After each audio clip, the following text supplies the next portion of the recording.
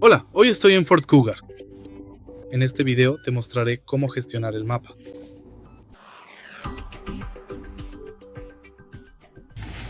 Al principio, echa un vistazo a la pantalla y ahora ve al mapa. Ahora puedes ocultar fácilmente el menú de radio, también puedes comprobar la escala actual de la navegación y, si lo deseas, cambiar la escala de manera precisa.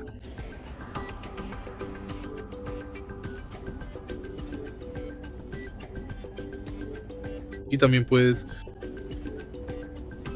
deslizarte por el mapa. Al final, si pones una marca o un punto de interés en el mapa, entonces puedes navegar directamente hasta ese lugar. Si este video te ha sido útil, por favor deja un like, comenta y suscríbete.